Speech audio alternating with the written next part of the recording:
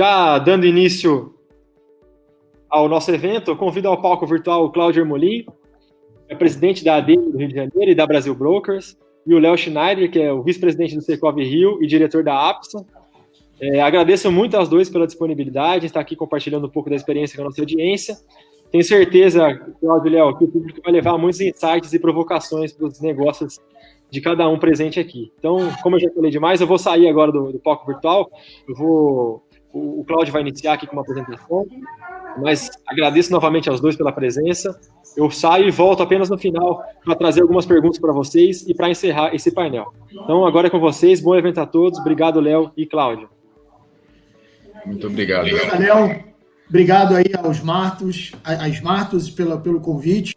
Estou aqui mais uma vez na minha dupla preferida, né? Eu e o Léo, a gente já tem feito essa dobradinha há bastante tempo, e isso mostra a união do nosso setor, né? Acho que a ADM e o Secov são realmente, como o Léo falou aí na nossa apresentação, são complementares, porque cada um olha uma parte do segmento do mercado imobiliário, e essa complementariedade só se torna ainda mais forte com essa união das nossas entidades. Então, Léo, obrigado aí mais uma vez pela tua companhia. Então, só para botar todo mundo na mesma página, tudo que eu mostrar aqui vai ser referente ao mercado primário, né? Ou seja, lançamento e vendas de imóveis de incorporadores, tá? Então, essa é a visão de todas as informações que eu vou passar, e depois o Léo vai passar uma informação complementar a essa. Bom, começando então aqui, ó. Léo, você está vendo aí minha tela? Está todo mundo vendo. Ótimo. Então, beleza, vamos lá. Bom, o que a gente tem aqui, tá? Bom, falando sobre o mercado imobiliário primário do Rio de Janeiro, obviamente, né, a gente já tinha falado em outros eventos que esse ano de 2020 ele se apresentava como a consolidação da retomada do mercado imobiliário no Rio de Janeiro. Né? Quando a gente olha aqui os números no primeiro trimestre aí desse ano, né, a gente teve aí um volume de lançamentos acima de 400 milhões, tá? E certamente, se a gente não tivesse os decretos de pandemia que fizeram os estandes imobiliários fecharem na segunda quinzena de março, nós teríamos realizado um recorde de lançamentos nesse primeiro trimestre de 2020, comparando aí com os últimos 5, 6 anos do mercado imobiliário. Quando a gente olha aqui nessa apresentação sempre a referência com 2017, não é por acaso. 2017 foi o pior ano em termos de volume do mercado imobiliário do Rio de Janeiro. E aí a gente observa que, quando a gente olha para o segundo trimestre desse ano, né, e a soma lá embaixo a gente olha o total do semestre, apesar do ano ter começado muito forte, né, o nosso primeiro trimestre de 2020 ter começado muito forte, dado essa questão da pandemia e todos os decretos de quarentena, o nosso segundo trimestre foi bastante atípico, né? Nós praticamente paramos, né, os lançamentos, tivemos coisas bastante pontuais, mas em termos de volume a gente não teve um trimestre de lançamentos e de vendas fortes no mercado imobiliário do Rio de Janeiro, e a consequência disso é que no final, quando a gente olha o número do semestre, a gente chega a um semestre pior do que 2017, que foi o nosso pior ano de mercado imobiliário no Rio de Janeiro. Quando a gente olha aqui, em termos de não só volume de lançamentos, mas também, quando a gente olha a questão das unidades, a gente já começa a perceber uma primeira mudança no comportamento do mercado imobiliário do Rio de Janeiro, que já vinha acontecendo em 2019, e a expectativa era que se consolidasse em 2020. Né? Então, quando a gente compara 2017 com 2020, a gente observa que tem um volume muito semelhante em VGV, né? 500 milhões, 500 e poucos milhões em cada um, mas um número de unidades bastante inferior em 2020. O que isso significa? Que nós estávamos já em recuperação no mercado imobiliário do Rio de Janeiro no ticket mais alto, né? Menos volumes de unidade e um ticket médio maior, o que se comprova, inclusive, com esse gráfico aqui embaixo, né? Que a gente vê que a Zona Oeste, nesse período, desde 2017, teve praticamente um volume de lançamentos muito semelhante à Zona Sul, sendo que, na quantidade de unidades, o número de unidades lançadas para esse VGV na Zona Sul foi muito menor. Logicamente, a gente tem na Zona Sul ticket médio maior. E aí a gente vai começar a ver comportamentos também de mudança do mercado, onde, para quem acompanha o mercado do Rio de Janeiro sabe, lá atrás, né, nos anos de 2010, 11, 12, né, nos anos onde a gente teve os maiores volumes de lançamento e vendas no mercado imobiliário no Rio de Janeiro, normalmente, né, a protagonista desses lançamentos era a região da Zona Oeste, o que mudou ao longo de 2019 e o primeiro trimestre de 2020. Quando a gente olha o acumulado desse período, né, desde o primeiro semestre de 2017 e o primeiro semestre de 2020, a gente observa que o VSO ele é bastante saudável, né? Então 81% do estoque, né, das ofertas que nós tínhamos foi vendida, né? Então a gente teve um ano de 2007 difícil, depois 2018 melhorou, 2019 já foi um ano muito melhor para o mercado imobiliário. E a expectativa para 2020 era de um momento ainda melhor do que 2019, e isso fez com que a gente acelerasse no volume de vendas. Quando a gente olha aqui para esse gráfico, a gente já percebe como a Zona Sul se tornou representativa nessa retomada do mercado imobiliário primário no Rio de Janeiro. Quando a gente vai olhar o VSO separado ou por tipologia, ou por área, ou por região, a gente observa que teve um comportamento muito parecido, né? Seja nas regiões, seja nos dormitórios, né? Ou seja, o volume, né? A velocidade de venda das ofertas de imóveis foi bastante relevante e bastante saudável em todos os segmentos, né? E aqui, quando a gente vai olhar um dado interessante, é que do que foi lançado até hoje, em 2020, até esse primeiro semestre, 70% já tinha sido vendido, né? Então, significa dizer que nós estávamos com uma boa absorção daquilo que estava sendo lançado no mercado imobiliário do Rio de Janeiro, até, obviamente, esse momento da pandemia, né? O que aconteceu na pandemia é que a gente teve uma queda nas vendas, mas, obviamente, a gente teve uma queda muito grande no lançamento, né? Então, a oferta diminuiu bastante pela falta de lançamentos nesse segundo trimestre de 2020. E aí, quando a gente vai separando aqui as regiões da cidade, a gente, de novo, vê a importância da Zona Sul, né? Então, olha como a Zona Sul ela se tornou relevante em 2019. Eu não tenho dúvida que aconteceria a mesma coisa em 2020, né? A gente tem que lembrar aqui que a gente está olhando o primeiro semestre de 2020, e nesse primeiro semestre de 2020 nós tivemos praticamente 3 meses parados sem lançamento, mas quando a gente percebe aqui a relevância da Zona Sul, mesmo com o semestre tendo se reduzido a um trimestre em 2020, é relevante a gente olhar bairros como Botafogo, Lagoa, Ipanema, Flamengo, tendo o seu protagonismo nesses últimos anos de retomada do mercado imobiliário. E aí a explicação é muito simples, porque basicamente o que retomou no mercado imobiliário no Rio de Janeiro desde 2019 foram os imóveis daquele ticket acima de 1,5 milhão, né? O SFI, Sistema Financeiro Imobiliário. Esse público, obviamente, ele tinha o recurso ou parte do recurso, e quando a gente passou a ter um cenário de redução de taxa de juros, de uma estabilidade econômica, né? Isso eu estou falando, obviamente, antes da pandemia, esse cliente, então, esse comprador de imóvel, confiou mais no mercado, se sentiu mais confiante e mais seguro, e começou, então, a retomar as compras no mercado imobiliário. E aqui a gente vê, interessante, né, como a representatividade dos bairros como Barra da Tijuca, Campo Grande, Jacarepaguá, que fazem parte da Zona Oeste do Rio de Janeiro, que já foram protagonistas em épocas de grande aquecimento do mercado imobiliário do Rio de Janeiro, passaram agora ao segundo plano.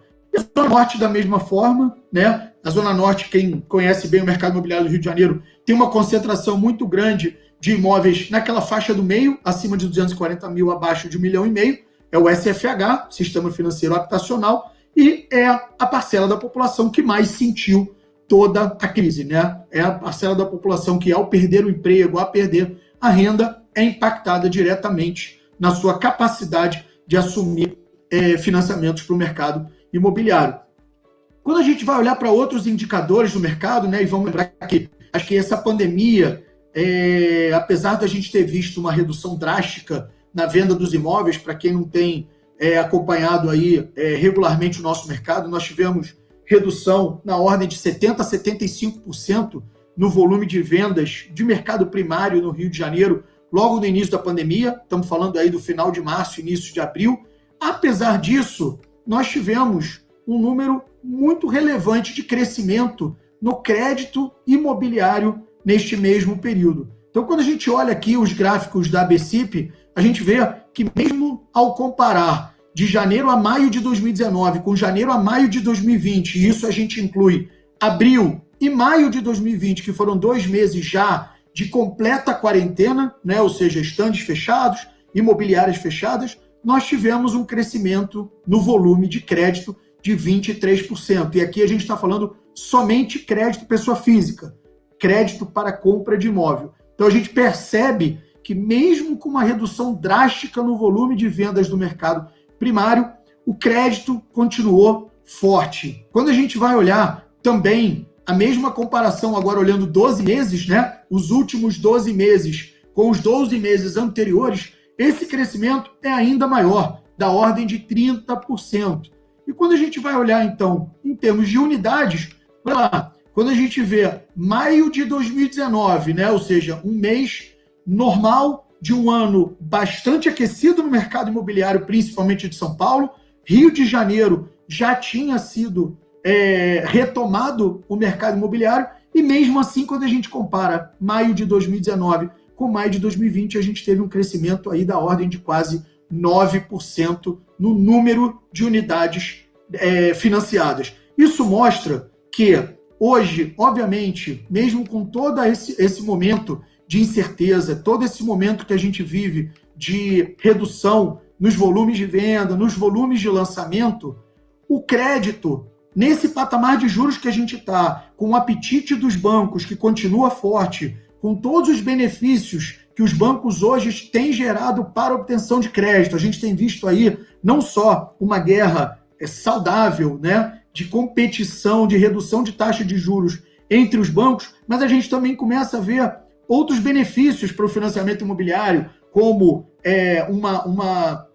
um período de carência para você começar a pagar. Alguns bancos estão falando de 6 meses, outros bancos estão dando 2 meses. Ou seja, o benefício para hoje tomar o crédito imobiliário, além da questão das taxas de juros, tem mantido os patamares de concessão de crédito muito forte, o que dá para a gente uma sensação de que a nossa retomada do mercado imobiliário vai sim ser uma retomada mais rápida do que se esperava. Olhando agora só especificamente sobre questão de legislação no Rio de Janeiro, e aqui é importante que todos estejam atentos, porque essa lei complementar que foi aprovada no ano passado, que é o nosso novo Código de Obras, permitiu que o número de licenças na cidade do Rio de Janeiro crescesse 35%.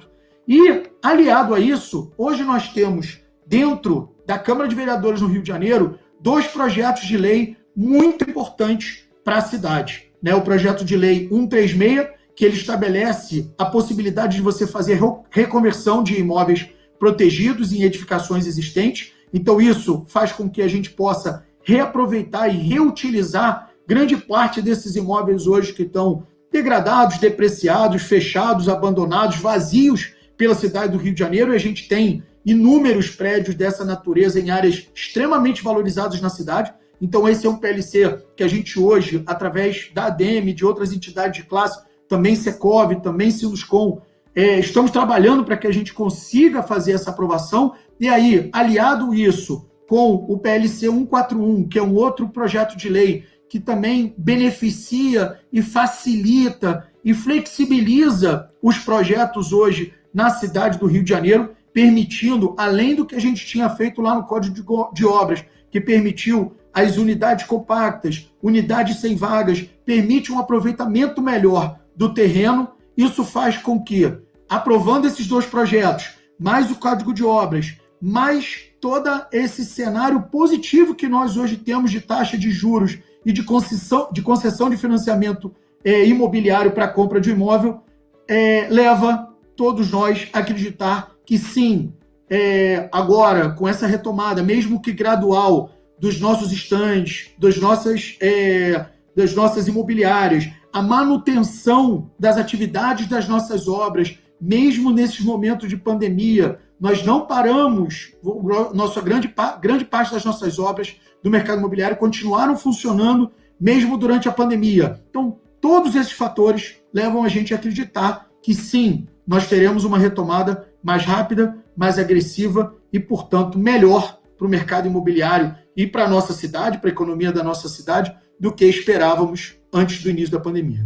É isso por enquanto. Obrigado mais uma vez. Léo, a palavra é tua. Cláudio, muito obrigado. É sempre uma satisfação enorme fazer essa dupla dinâmica.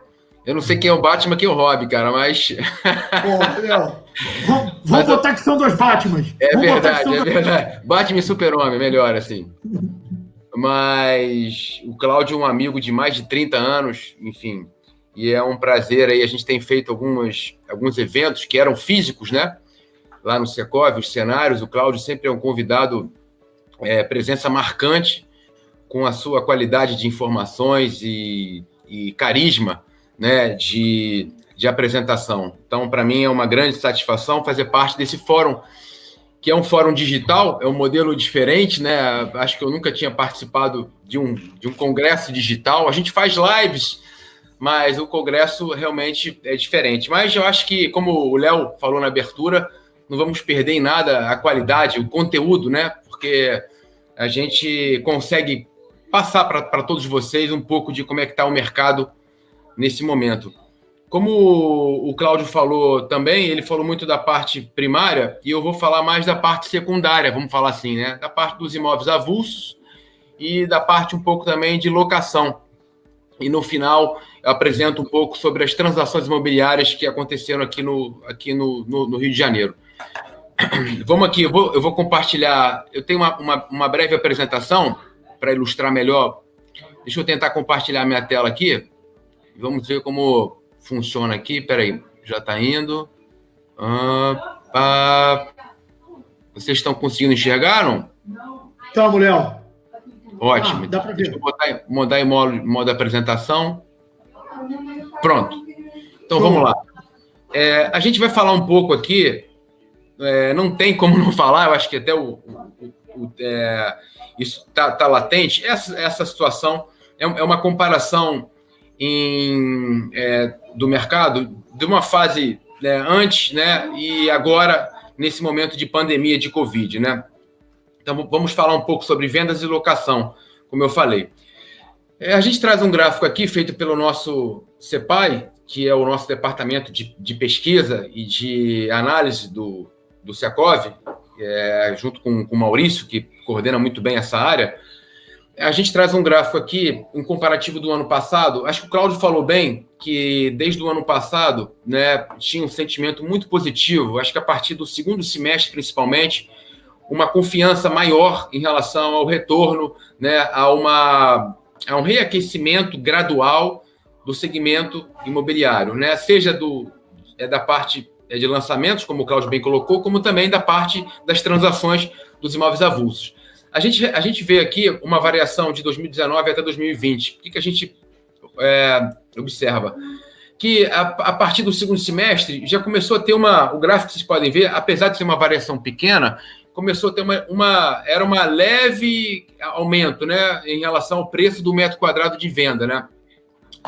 A gente veio nesse patamar, final de ano, as movimentações naturalmente são mais lentas, né? E a gente vinha, nesse começo do ano, até março, com o preço do metro quadrado em torno de 8.668. Né? O que aconteceu? Com a questão da Covid, com a questão da pandemia e do fechamento dos escritórios, da capacidade de atender, e até de uma falta de resposta, um medo, acho que geral, da própria sociedade, a gente viu os meses de abril e maio a chegar em patamares menores do preço do metro quadrado. Uma pequena e leve variação, né? Podemos ver abril e maio, com o preço do metro quadrado em torno de R$ 8.552. Esse é o preço médio do metro quadrado para a cidade do Rio de Janeiro.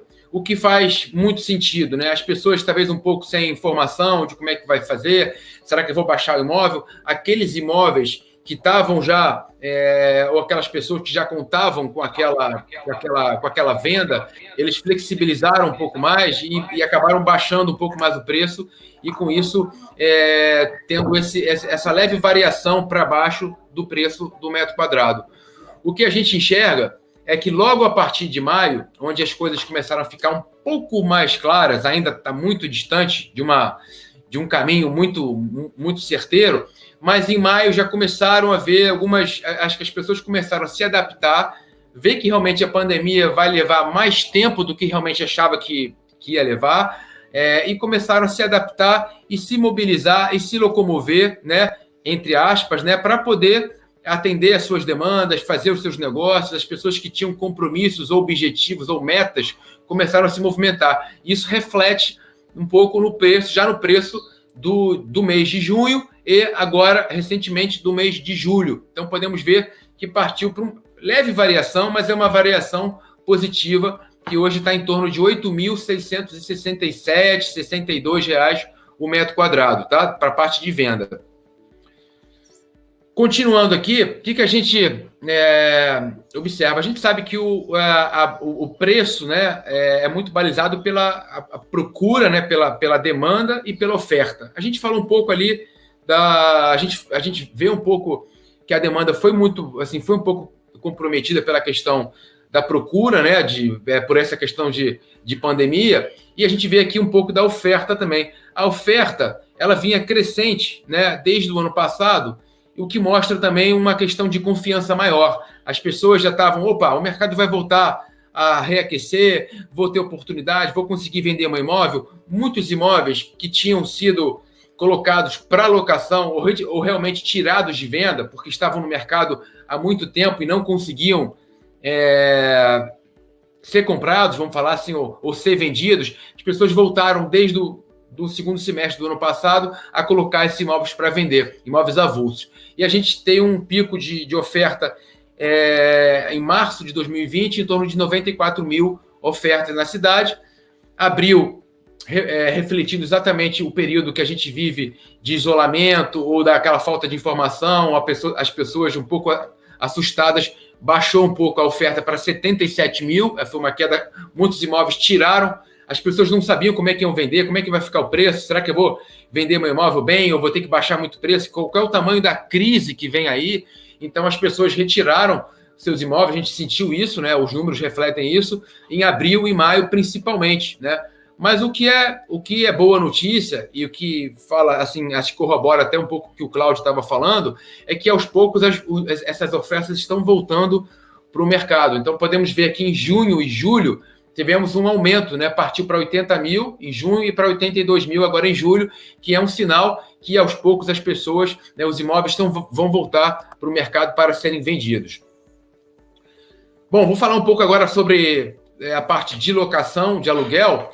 Locação a aluguel a gente já acompanha isso há muito tempo, e nos eventos que o Secov faz, né, nos nossos cenários que a gente faz, e no nosso panorama, a gente já vivia um patamar, voltamos ao patamar do preço do metro quadrado de meados de 2012, né? A gente teve um pico muito grande de 2010 a 2012, 13, né, mais ou menos, e a partir de 2015 a gente veio caindo, a gente foi ajustando. Para vocês terem uma ideia, o preço do metro quadrado médio da cidade chegou a passar de R$ 45 o preço do metro quadrado, o que hoje é 29 desde janeiro de 2019, pela análise que a gente está trazendo.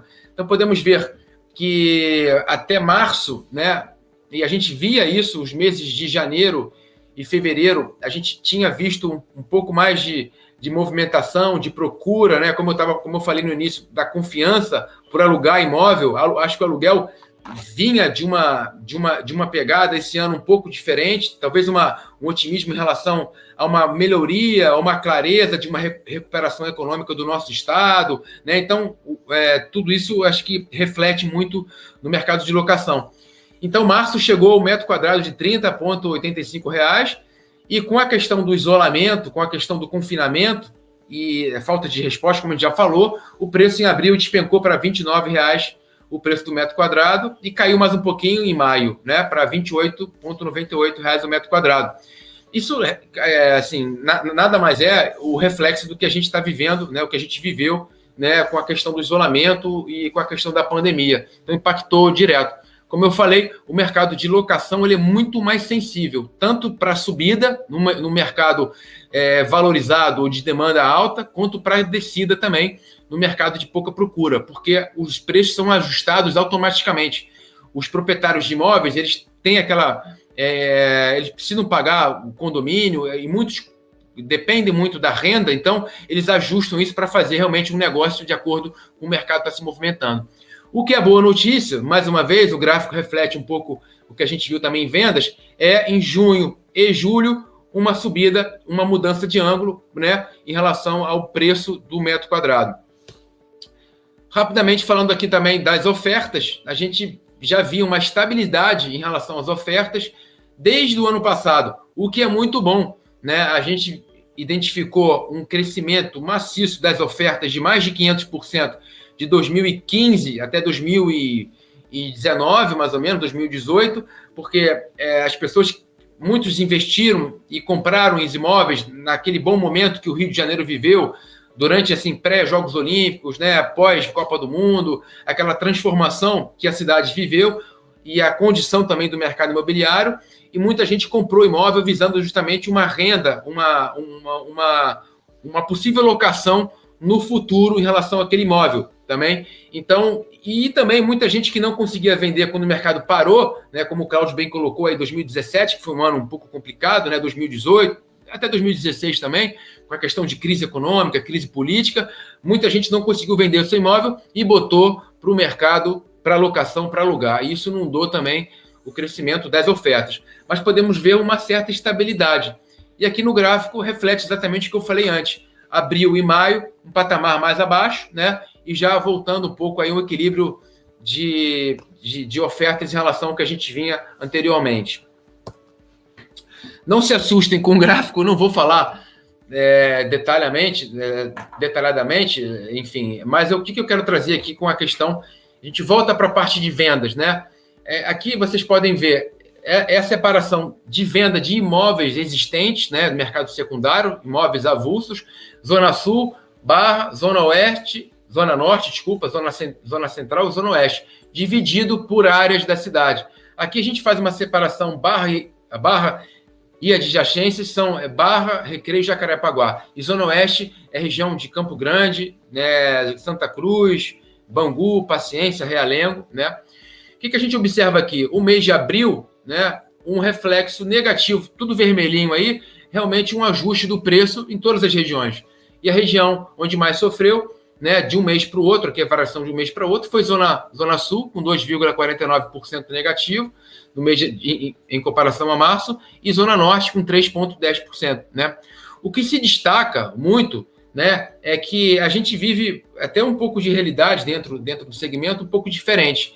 Enquanto os imóveis mais valorizados, de valor maior, né, eles sofreram um pouco esse impacto, né, em relação à pandemia nesse momento, os imóveis de baixa renda, né, imóveis mais para classes sociais um pouco mais baixas, né, principalmente Minha Casa e Minha Vida, ou imóveis de baixo valor, que reflete aqui na Zona Oeste, vocês podem ver aqui nos números, eles sofreram menos impacto. As pessoas continuaram comprando, continuaram fazendo seus negócios, e até mesmo pelas condições que já tinham antes, né, e se aceleraram na parte de financiamento imobiliário, as condições que a gente tem hoje. Então, a Zona Oeste, Campo Grande, Santa Cruz, né, é uma área que vem representando enormemente um peso no segmento imobiliário carioca, tá? É o mesmo gráfico, só de locação, né? Eu vou ser rápido também. Aqui, a gente pode ver também tudo vermelhinho em abril, né? Maio menos vermelhinho, e a partir de junho uma recuperação um pouco mais lenta, né? Mais clara. A questão aqui do imóvel da Zona Oeste, mais uma vez, é que Zona Oeste é uma área, Zona Oeste que eu chamo Campo Grande, Santa Cruz, né?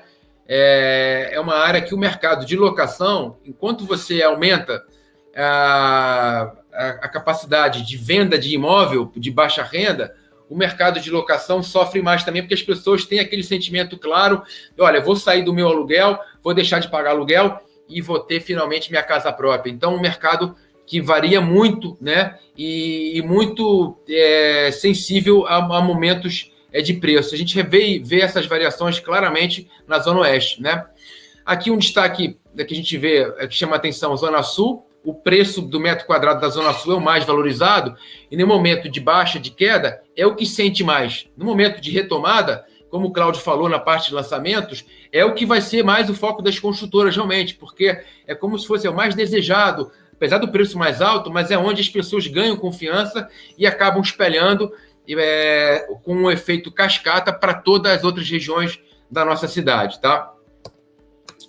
Vou falar agora um pouco sobre uma preocupação também para muitos proprietários de imóveis, né? Muita gente que vive de renda, né? E isso é muito comum no nosso país como um todo, né? Você tem uma renda, você tem investido em imóvel para aluguel. A gente traz os dados aqui em relação a esse ano, a esse primeiro semestre. Podemos observar que em janeiro e fevereiro, isso aí é impontualidade, tá? Não é inadimplência crônica. É o atraso no pagamento do aluguel. Então, foi um salto significativo em março, podemos ver aqui, né, de 22%, março e abril 18%, que foi realmente o pico, né, onde a gente teve uma retração maior, né, em relação ao pagamento dos aluguéis, e muito causado por dois motivos. Acho que o primeiro motivo, a questão de, será que eu vou ter minha renda? Como é que está meu negócio, né? Deixa eu tentar ter um pouco mais de clareza em relação ao meu orçamento familiar ou o meu orçamento do meu negócio, da minha empresa, né?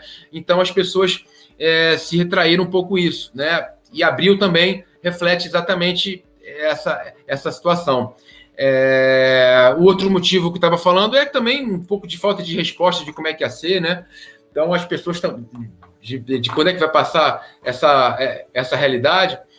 E o que aconteceu? Um grande volume eu vou falar no próximo slide, de negociação. Os proprietários, junto com as administradoras, as imobiliárias, né, se sensível a isso, buscaram as negociações, os inquilinos apontaram isso, né, os locadores, e acharam um entendimento para negociar, para flexibilizar, para possibilitar que o inquilino conseguisse honrar o seu pagamento, né, e conseguisse seguir com aquele contrato vigente, né? Claro que teve um reflexo também de alguns cancelamentos de contrato, que eu vou falar mais especificamente à frente, mas, de um modo geral, foi positivo essa interação e essa negociação que nos meses de maio e junho, já numa outra realidade de valores, a inadimplência voltou a patamares aí, né, de quase cotidianos ou de fevereiro, né, e janeiro. Maio foi para 9,73 e junho 9,53, o que mostra justamente uma capacidade de diálogo muito positiva de ambos os lados, tanto dos proprietários quanto dos inquilinos, nesse momento que vivemos, né? Olha aqui, então 70% dos contratos de locação sofreram algum tipo de negociação, tá? Desses, né, 50%, 49% foi o desconto médio obtido no preço do aluguel. Então, se você pagava, sei lá, R$5.000 de aluguel, negociou, conseguiu esse diálogo e passou para 2.500 no período de pandemia. O que a gente se viu foi visto o seguinte: abril, maio e junho, né? E alguns contratos, algumas situações sendo renovados para julho, agosto e setembro. Então, isso foi muito negociado, muito validado entre as partes, né? Outra modalidade que a gente viu também, 15% das negociações obtiveram algum tipo de desconto, né, de pelo menos um aluguel. Então, tiveram algumas bonificações, né, alguns proprietários sensíveis a essa realidade dos inquilinos, e o que foi recomendado pelas empresas, né, pelos administradores, foi realmente quase que uma análise 1 a 1, quase que um tete-a-tete, né? Qual é a sua situação? O que você está vivendo? Qual é o seu negócio? Qual é a sua realidade? Então, quase que foi um a um para entender a situação e para tentar buscar uma condição que pudesse o inquilino concluir o seu aluguel. E 20% das negociações foram o seguinte: olha, eu dou um desconto agora, mas lá na frente eu queria que, né, você voltasse a pagar. Paga o aluguel atual, normal, e paga uma parcela do aluguel que foi bonificado agora. Então, 20% foi nessa modalidade. Imóveis comerciais, tá? Eu não vou me estender muito, mas sabemos, isso talvez seja um espaço de uma outra live ou uma outra discussão mais à frente, que é a situação dos imóveis comerciais nesse momento de pandemia e com essa realidade hoje do home office, que muitas empresas partiram, muitos profissionais hoje trabalhando de casa, né? E se começam a questionar a questão dos espaços, do layout, né? Toda a questão digital que nós estamos vivendo. Então, os imóveis comerciais, num primeiro momento, estão sofrendo um pouco mais, né? É claro que os imóveis residenciais também, né? Isso aí o Cláudio pode até corroborar depois um pouco mais sobre isso. Eu acho que as construtoras, o pensamento, né? A gente tem visto isso muito também nos imóveis avulsos, tanto para venda quanto locação. As pessoas estão buscando mais espaço, estão vendo apartamentos maiores, locais maiores, buscando o aumento procura por coberturas que estavam um pouco deixado de lado, a questão também por casas também, a questão até para fora dos centros urbanos, a gente tem tido uma boa procura também, imóveis, por exemplo, na região serrana também, na costa também verde, região de Angra dos Reis. Então, toda essa questão urbana, acho que vive uma transformação, não vou falar isso aqui agora, eu vou especificamente falar dessa realidade, do impacto dos imóveis comerciais de forma objetiva, mas depois acho que podemos discutir mais sobre esse tema também. Então, comparação do primeiro trimestre, janeiro, fevereiro e março, com o segundo trimestre, tivemos uma desocupação, um cancelamento de contratos de aumento de 177%. Então, muitas empresas não voltaram, né, não estão optando por não voltar no modelo antigo, né? Algumas, por dificuldades realmente de fechar o negócio, tiveram um impacto econômico maior, financeiro maior, já vinham numa dificuldade, né, em relação a capital de giro, não conseguiram se segurar e partiram para entregar esses contratos. E outras já estudando, possivelmente, mudança de layout e transformação de grande parte de sua equipe para trabalho home office. E desses imóveis comerciais, o que a gente está enxergando? 70% dos imóveis, né, desses cancelamentos de contratos foram de salas, 26% de lojas e 2,6% de galpão. Salas é o grande volume que a gente encontra, né? E aí são negócios que vão desde... Nossa cidade é uma cidade turística, né? Então, negócios ligados a turismo, né? Empresas também de exportação e importação, que a gente também sentiu pela questão do câmbio também, né? Pequenos negócios, escritórios de advocacias também pensando no novo layout, né? Então, tivemos um impacto razoável, considerável também em pequenos e médios negócios. Não estou falando aí de lajes corporativas, né? Isso aí é uma análise que o Secov faz também em parceria com a Sila, mas estou falando aqui de pequenos espaços, né? Salas comerciais, de um modo geral, lojas e galpão pequenos também. Bom, para fechar, estou encaminhando para o final, né? Eu sei que muito número, assim, as pessoas digital fica meio complicado, né? Enfim, mas vou falar rapidamente, né, de dados de transações de vendas, né, que a gente faz análise através do ITBI, que é o imposto, né, em relação às vendas, né, imposto recolhido a ser pago à prefeitura na hora que você faz uma compra, uma aquisição de um imóvel. Então, podemos ver aqui, a gente traz 4 anos, 2017, 2018, 19 e 20, né, e a gente vê o seguinte, 2020, né, mais ou menos a gente vinha no mesmo sentimento, talvez até março a gente via a linha laranja não amarela, que era desse ano, vinha mais ou menos no bolo como estavam os outros anos, tinha um sentimento de otimismo, como a gente falou no início, mas com a questão da pandemia, ela caiu, né, para os meses de abril e maio, mas o que vê positivo é que no mês de junho já começa a subir de novo, né? A gente vai ver um pouco mais detalhado esse número, mas já começa a chegar aí a patamares dos últimos 3 anos nessas transações, nas concretizações dos negócios dos imóveis. Olha aqui, a gente traz os dados em relação a bairros, né? Alguns bairros aqui, top 15, né? Dos bairros de transações. E a gente vê a força da Barra da Tijuca. Da Barra não, da Zona Oeste, né? Barra da Tijuca, Recreio de Bandeirantes e Jacarepaguá. Liderando aí top 3 aí de fechamentos de negócio, né? a Barra, isso aí o mercado primário, enfim, o Cláudio vive muito isso, né? O pessoal da DEME também, que a quantidade de lançamentos desde os anos 90 para cá realmente foi o carro-chefe de expansão urbana da cidade, de crescimento da cidade, claramente isso aí, e continua assim, mesmo nesse período aí que a gente está vivendo desses primeiros 6 meses, né? Copacabana vem logo a seguir, que Copacabana, pela quantidade e volume de imóveis que a gente tem lá, né? É significativo. Campo Grande, como eu falei, imóveis mais de baixa renda também tem uma força cada vez, né, mais consolidada. E Tijuca também vindo, né? Que é uma região também similar a Copacabana, em relação à quantidade de prédios e de boa localidade e de bom custo-benefício.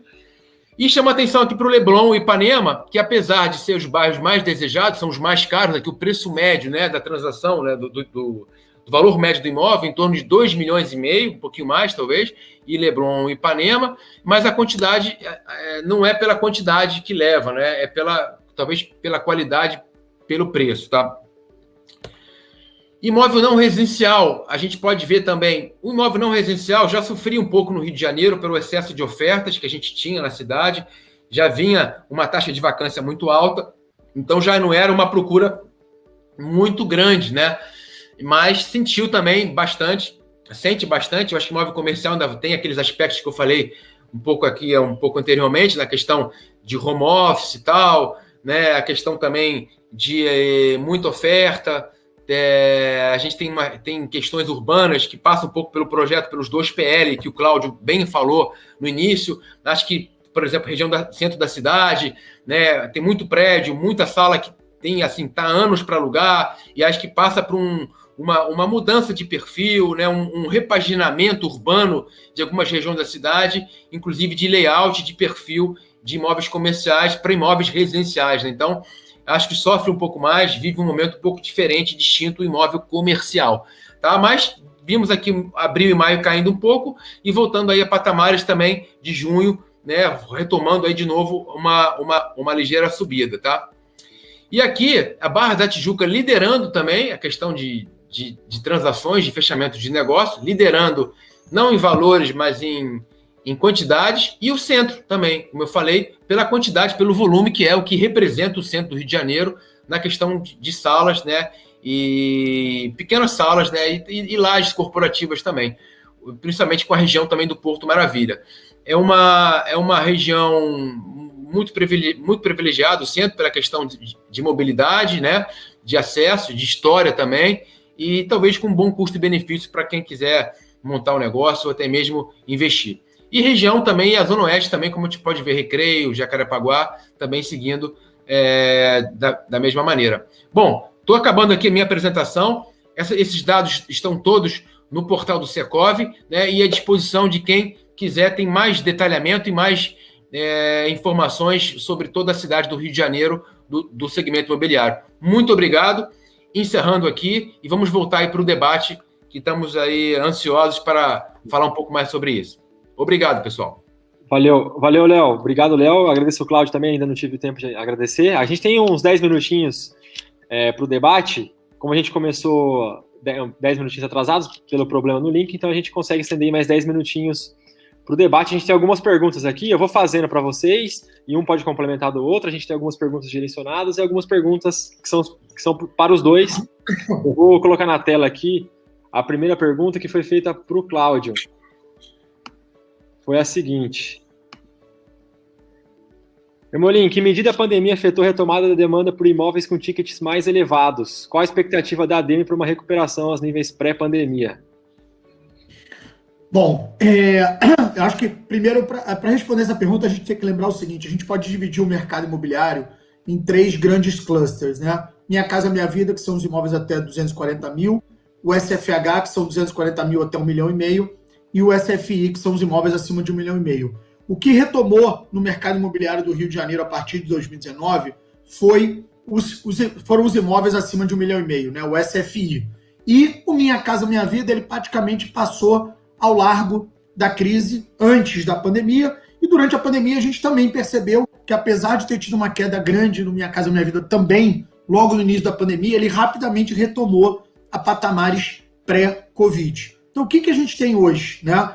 Esse ticket maior, ele é também o principal responsável por essa ainda manutenção de vendas no segmento primário durante a pandemia, né? E basicamente isso por quê?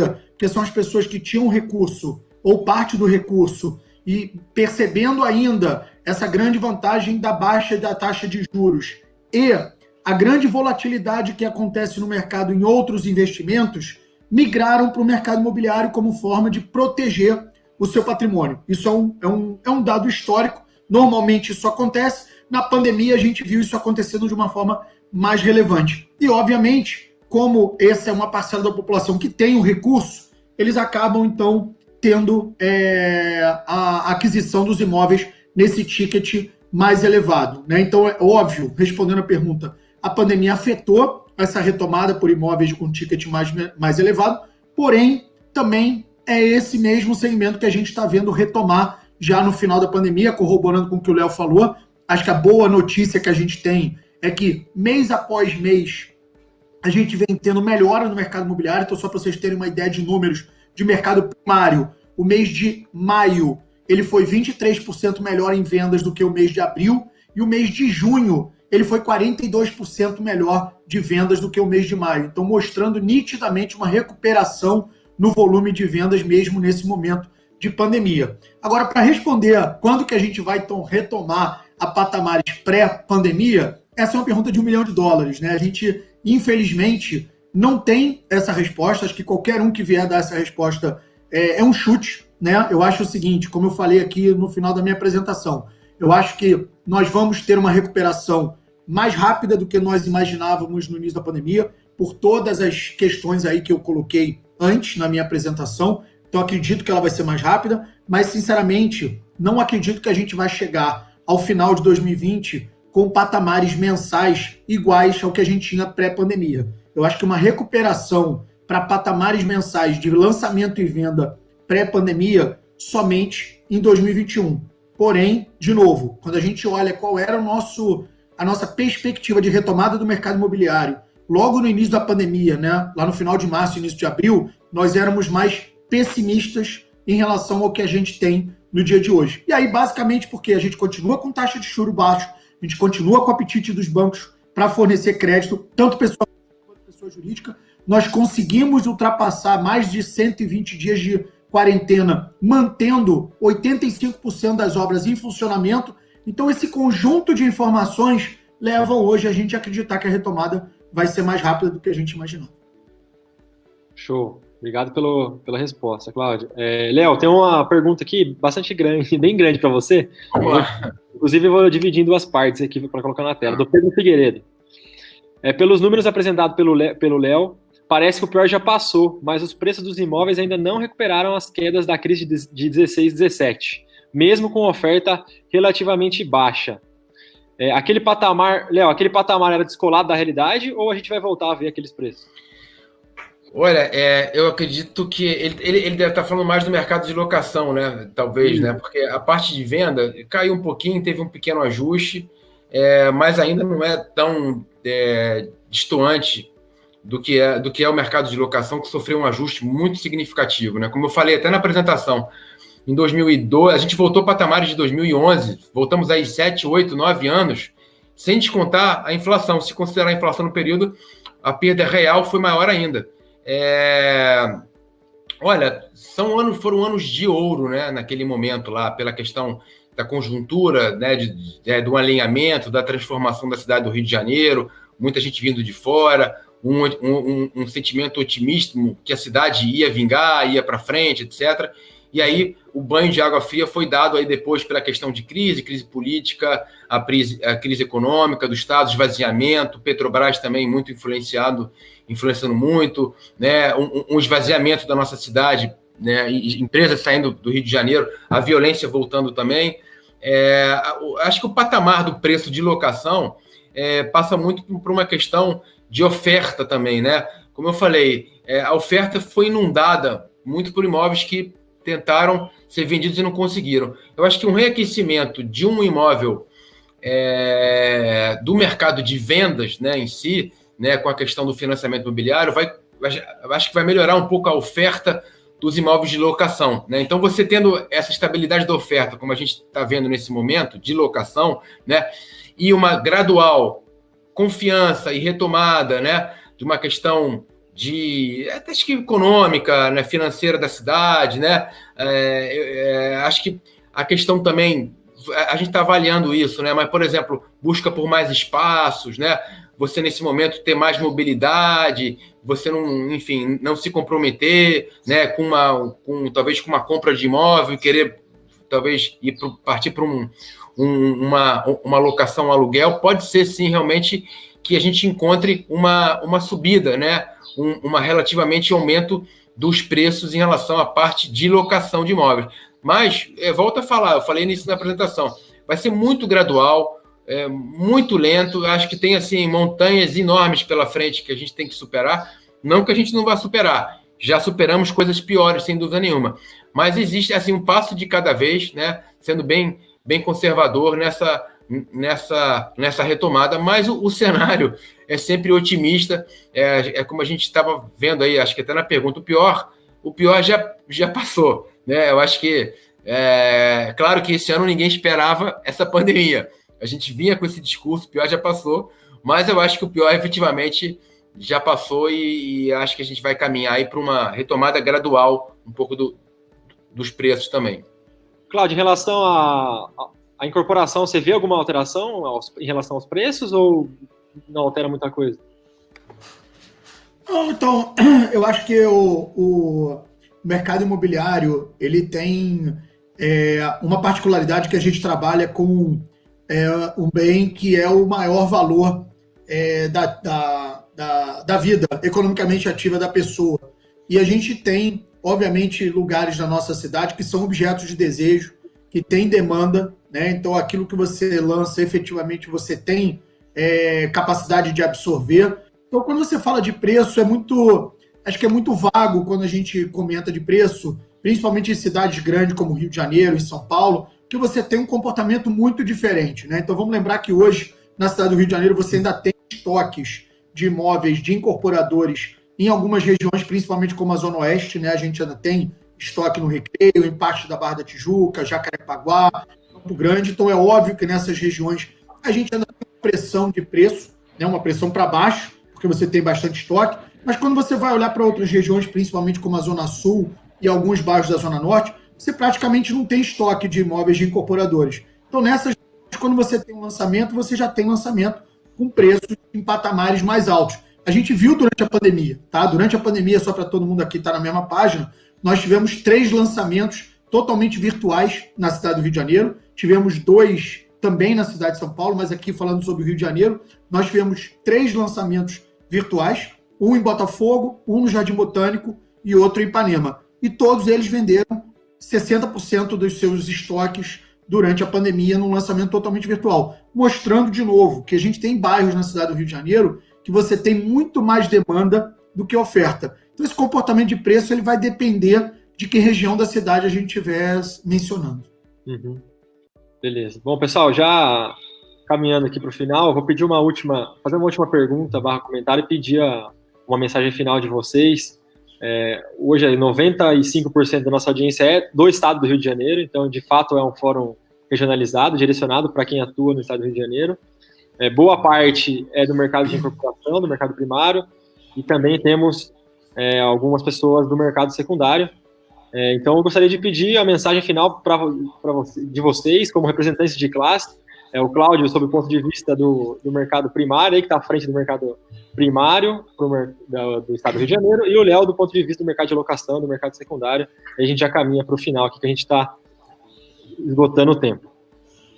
Bom, primeiro, de novo, agradecer às Martos, né? É um prazer estar sempre com vocês. Acho que vocês estão de parabéns pela iniciativa de propor esse tipo de debate.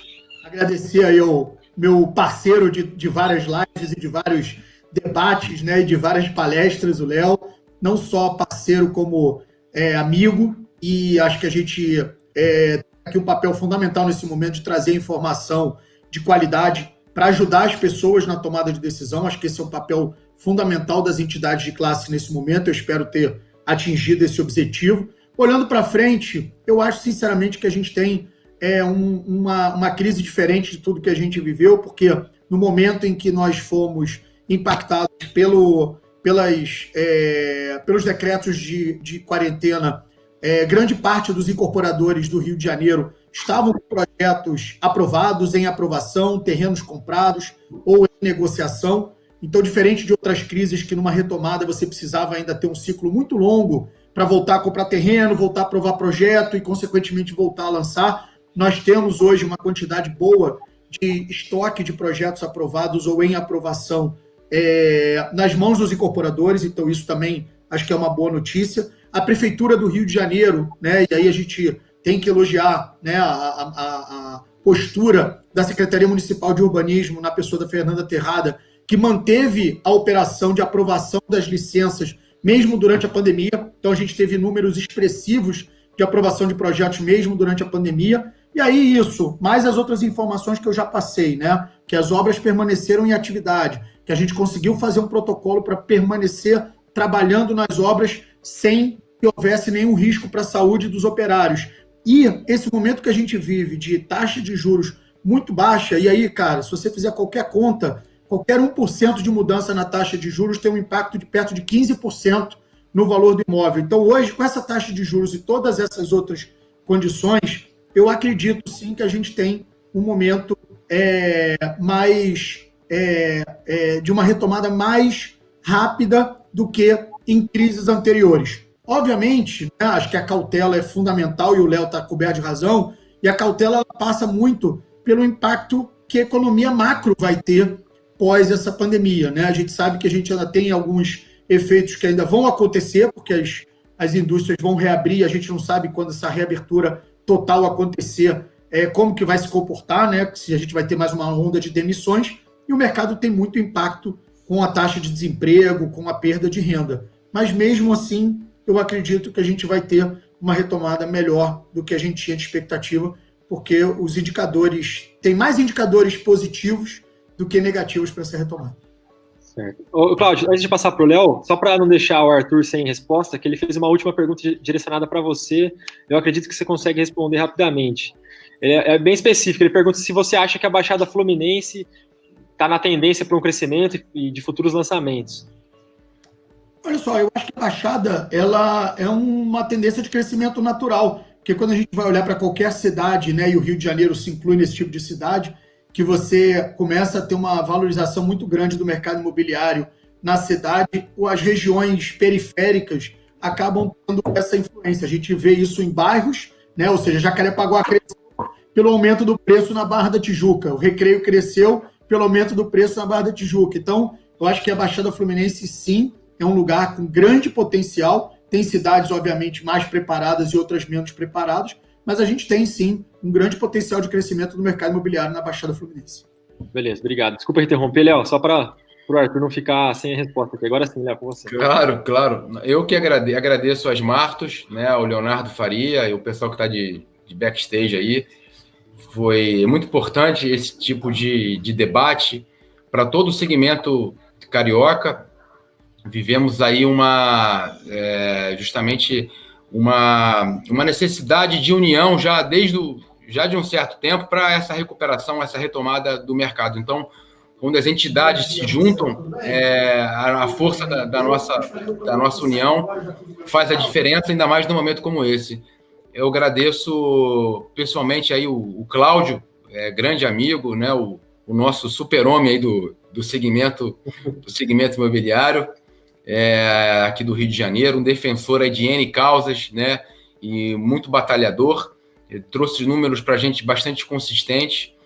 E o que eu queria apenas colocar, já falei bastante na apresentação, é que o mercado imobiliário ele é um desejo, né? Está entranhado dentro da nossa cultura, né?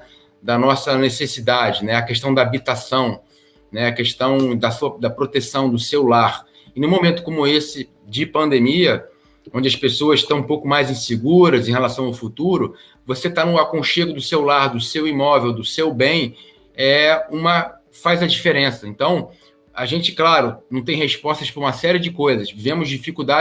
Passamos dificuldades como estamos passando, perdendo pessoas queridas, Mas a nossa casa, o nosso lar, ele é sagrado, né?